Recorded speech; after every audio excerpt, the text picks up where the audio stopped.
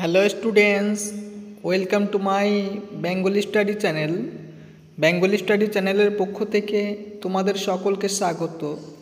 প্রিয় উচ্চ মাধ্যমিক শিক্ষার্থী বন্ধুরা, আজকের অনলাইন ক্লাসে আমি তোমাদের রাষ্ট্রবিজ্ঞান থেকে 8 মার্কের মাত্র 2টি প্রশ্ন বলবো। এই 2টি প্রশ্ন পড়লেই তোমরা একটি প্রশ্ন অনায়াসে কমন পেয়ে যাবে। তোমাদের যেহেতু উচ্চ মাধ্যমিক ফাইনাল পরীক্ষার আর মোটেও সময় নেই, সেই কথা মাথায় রেখে আমি তোমাদের আজকে মাত্র 2টি প্রশ্ন বলবো। এই 2টি প্রশ্ন পড়লেই তোমরা একটি প্রশ্ন 100% গ্যারান্টি কমন পেয়ে যাবে। তাই আলোচনা শুরু করার পূর্বেই তোমরা যারা নতুন আমার এই চ্যানেলে ভিডিও দেখছো, তারা অবশ্যই আমার এই চ্যানেলটিকে সাবস্ক্রাইব করবে এবং পাশে থাকা বেল আইকন বেলটি প্রেস করে অল নোটিফিকেশন অন করে দেবে, যাতে করে আমার ভিডিও ছাড়ার সঙ্গে সঙ্গে সবার আগে তোমাদের কাছে পৌঁছে যায়। তাই দেরি না করে চলো শুরু করি আজকের মূল আলোচনা। প্রথমে যে 1 নম্বর প্রশ্নটি তোমাদের সামনে রেখেছি সেটি হলো, ভারতের হাইকোর্টের গঠন ও কার্যাবলী ব্যাখ্যা করো। এই প্রশ্নটি তোমাদের এবছরের উচ্চ মাধ্যমিক ফাইনাল পরীক্ষার জন্য অত্যন্ত গুরুত্বপূর্ণ। চলো এই প্রশ্নের সঠিক উত্তরটি আমরা দেখে নিই। ভারত একটি যুক্তরাষ্ট্র হলেও এখানে অখণ্ড বিচার ব্যবস্থা প্রচলিত রয়েছে।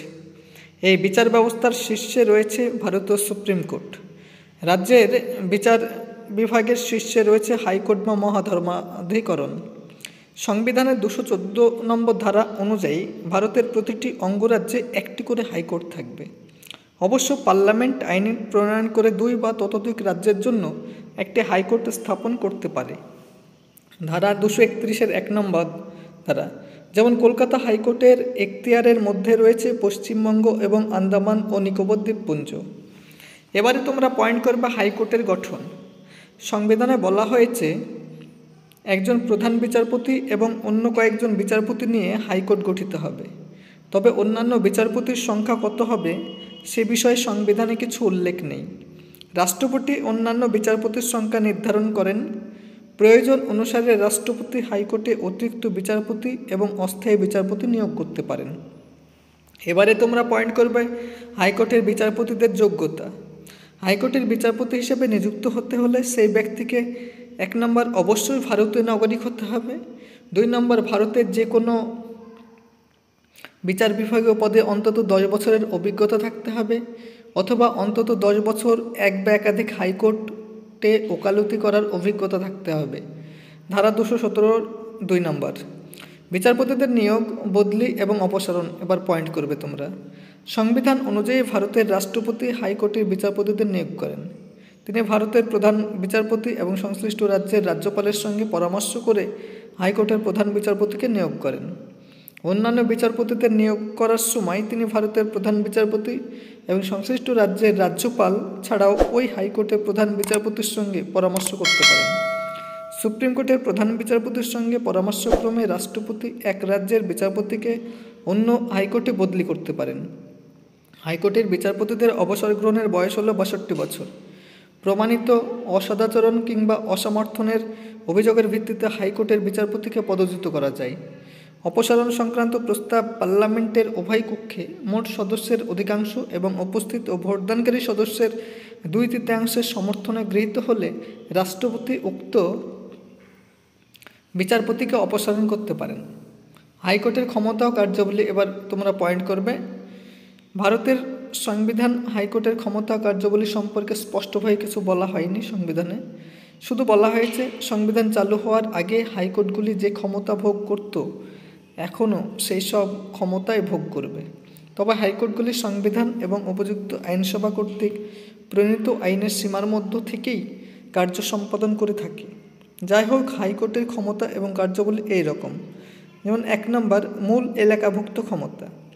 রাজস্ব সংক্রান্ত সব বিষয় হাইকোর্টের মূল এলাকাভুক্ত ক্ষমতার মধ্যে পড়ে।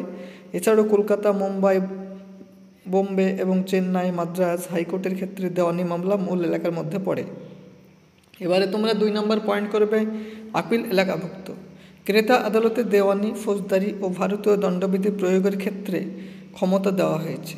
কোনো সাক্ষীকে হাজির হতে বলা, প্রতিপক্ষকে সমন জারি, সাক্ষীকে হলফনামা পেশ করতে বলা প্রভৃতি উল্লেখযোগ্য।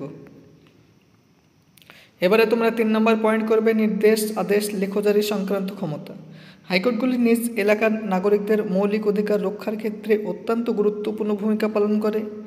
226-এর 1 নম্বর ধারা অনুযায়ী হাইকোর্ট তার সীমানার মধ্যে বসবাসকারী নাগরিকদের মৌলিক অধিকার রক্ষার জন্য এই সকল আদেশ, নির্দেশ বা লেখ জারি করতে পারে। 1 নম্বর বন্দি প্রত্যক্ষকরণ, 2 নম্বর পরমাদেশ, 3 নম্বর প্রতিষেধ, 4 নম্বর অধিকার পিচ্ছা এবং 5 নম্বর উৎপ্রেষণ। এবারে তোমরা 4 নম্বর পয়েন্ট করবে আইনের বৈধতা বিচার সংক্রান্ত ক্ষমতা। হাইকোর্ট রাজ্য এবং কেন্দ্র আইনসভা প্রণীত আইনের বৈধতা বিচার করতে পারে। 5 নম্বর তোমরা পয়েন্ট করবে তত্ত্বাবধান সংক্রান্ত ক্ষমতা। নিজ এলাকাভুক্ত অধস্তন আদালতকে দেওয়ানি, ফৌজদারি ও ভারতীয় দণ্ডবিধি প্রয়োগের ক্ষমতা দেওয়া হয়েছে। কোনো সাক্ষীকে হাজির হতে বলা, প্রতিপক্ষকে সমন জারি, সাক্ষীকে হলফনামা পেশ করতে বলা প্রভৃতি উল্লেখযোগ্য। এবারে 6 নম্বর পয়েন্ট করবে তোমরা নিয়ন্ত্রণমূলক ক্ষমতা। হাইকোর্ট তার অধস্তন আদালতগুলিকে নিয়ন্ত্রণ করতে পারে। জেলা জজ সহ অন্যান্য বিচার বিভাগীয় পদে নিয়োগের ক্ষেত্রে রাজ্যপাল হাইকোর্টের পরামর্শ গ্রহণ করতে থাকেন। এবারে 7 নম্বর তোমরা পয়েন্ট করবে মামলা অধিগ্রহণের ক্ষমতা। কোনো অধস্তন আদালতে বিচারাধীন কোনো মামলার সঙ্গে সংবিধানের ব্যাখ্যা সংক্রান্ত প্রশ্ন জড়িয়ে থাকলে হাইকোর্ট সেই মামলাটিকে অধিগ্রহণ করতে পারে। এবারে তোমরা পয়েন্ট করবে 4 নম্বর অভিলেখ আদালত হিসাবে ভূমিকা। সুপ্রিম কোর্টের মতো হাইকোর্টগুলিও অভিলেখ আদালত হিসাবে কাজ করে। এবার 2 নম্বর যে প্রশ্নটি তোমাদের জন্য রেখেছি, এই প্রশ্নটি এবছর উচ্চ মাধ্যমিক ফাইনাল পরীক্ষার জন্য অত্যন্ত গুরুত্বপূর্ণ এবং আমি মনে করি এই প্রশ্নটি তোমাদের এবার ফাইনাল পরীক্ষা 100% গ্যারান্টি থাকবে। তাই তোমরা এই 2টি প্রশ্ন পড়ো এবং যারা মনে করবে আমরা কম পড়বো তারা অবশ্যই 2 নম্বর প্রশ্নটি একটু জোর দেবে, কারণ এই প্রশ্নটি অত্যাধিক গুরুত্বপূর্ণ। এবং যারা 2টি পড়বে মনে করবে তারা 2টি পড়বে। এবং এই 2টি প্রশ্নের মধ্যে এই 2য় নম্বর যে ক্রেতা সুরক্ষা আন্দোলন, এটা সবচেয়ে গুরুত্বপূর্ণ আমি মনে করি। তাই তোমরা যারা নতুন আমার এই চ্যানেলে ভিডিও দেখছো তারা অবশ্যই আমার এই চ্যানেলটিকে সাবস্ক্রাইব করবে, লাইক করবে, কমেন্ট করবে, কারণ তোমাদের লাইক, কমেন্ট, শেয়ার এবং সাবস্ক্রাইব আমাকে নতুন নতুন ভিডিও বানাতে সাহায্য করে। আমার চ্যানেলটি যাতে ভবিষ্যতে আরও অনেক দূর অগ্রসর হয় এবং চ্যানেলটি যাতে ভবিষ্যতে আরও গ্রোথ হয় এবং আমি যাতে তোমাদের এইভাবে প্রতিনিয়ত সাহায্য করতে পারি, হেল্প করতে পারি, সেই জন্য তোমাদের সাপোর্ট আমি একান্তই কামনা করি। তাই চলো 2 নম্বর যে প্রশ্নটি রয়েছে সেটি আমরা একবার দেখে নিই। ক্রেতা সুরক্ষা আদালত সম্বন্ধে একটি টিকা লেখো। এই প্রশ্নটি এবছরের জন্য সবচেয়ে গুরুত্বপূর্ণ। ধরে না এই প্রশ্নটি তোমাদের এবার ফাইনাল পরীক্ষায় থাকবে। চলো এই প্রশ্নের সঠিক উত্তরটি আমরা দেখে নিই। প্রথমে তোমরা পয়েন্ট করবে ভূমিকা। ভারতীয় যুক্তরাষ্ট্রের বিভিন্ন ধরনের আদালতের মধ্যে ক্রেতা আদালত হলো এক বিশেষ ধরনের আদালত। 1986 খ্রিস্টাব্দে ক্রেতা বা কনজিউমার বা উপভোক্তাদের স্বার্থ সুরক্ষিত রাখার জন্য ক্রেতা সুরক্ষা আইন প্রণয়ন করা হয়। সেই আইন অনুযায়ী ক্রেতা আদালত গঠিত হয়। এবার ক্রেতা সুরক্ষা আদালতের সংজ্ঞা তোমরা পয়েন্ট করবে। ভোগবাদী সমাজে জীবন ধারণের প্রয়োজনের মানুষ বিনোদনের তাগিদে বিভিন্ন ভোগ্যপণ্য বা পরিষেবা ক্রয় করে থাকে, কিন্তু প্রশ্ন ওঠে ওই সব ভোগ্যপণ্য বা পরিষেবা কি সঠিক গুণমানের বলে চিহ্নিত হয়? এই উত্তরে অন্তরালে লুকিয়ে থাকে অসাধু ব্যবসায়ীদের অসাধু উদ্দেশ্য। সুতরাং যদি কোনো ক্রেতা কোনো সামগ্রী ক্রয়ের পর প্রতারিত হয় তাহলে সেই ক্রেতা সঠিক পরিষেবা পাওয়ার জন্য আদালতের দ্বারস্থ হয়।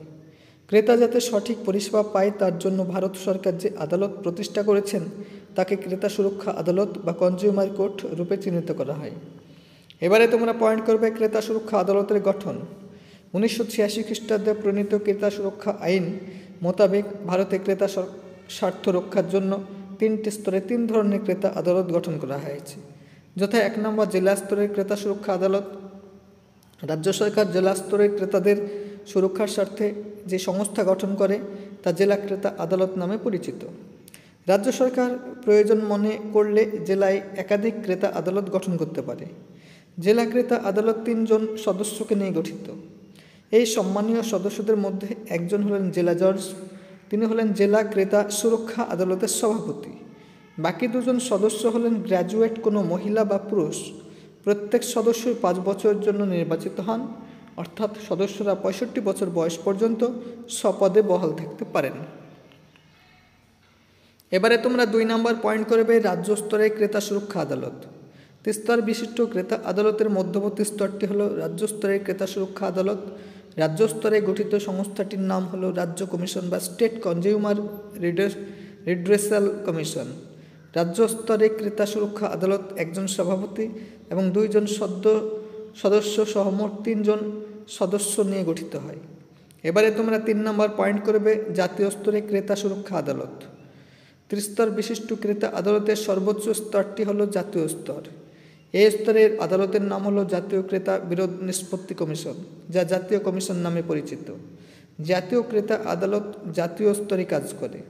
জাতীয় ক্রেতা আদালত বা কমিশন 5 জন সদস্য নিয়ে গঠিত হয়। এর মধ্যে 1 জন সদস্য সভাপতি হিসেবে নিযুক্ত হন এবং অপর 4 জন শুধুমাত্র সদস্য রূপে নিযুক্ত হন। এবারে তোমরা পয়েন্ট করবে ক্রেতা সুরক্ষা আদালতের ক্ষমতা কার্যাবলী।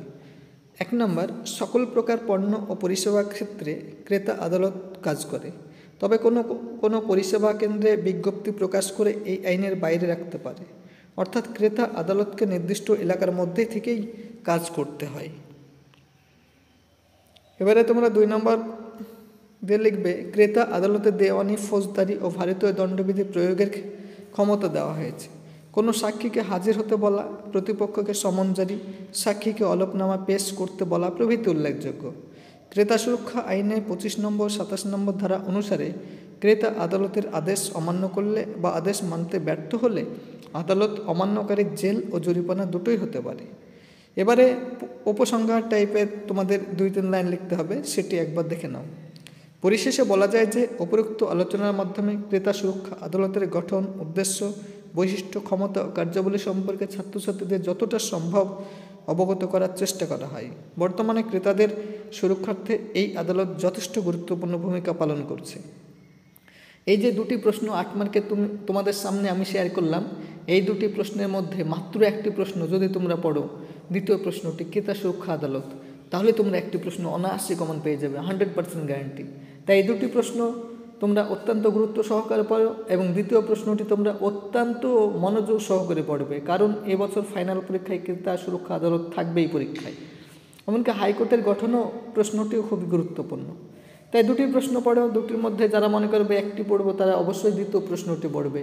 আমার মনে হচ্ছে তোমাদের ক্রেতা সুরক্ষা আদালত এবার ফাইনাল পরীক্ষায় থাকবে। তাই এইরকম নিত্য নতুন ভিডিও পেতে তোমরা অবশ্যই আমার এই চ্যানেলটিকে সাবস্ক্রাইব করবে, লাইক করবে, কমেন্ট করবে এবং চ্যানেলটি বন্ধু বান্ধবদের মধ্যে অধিক পরিমাণে শেয়ার করো।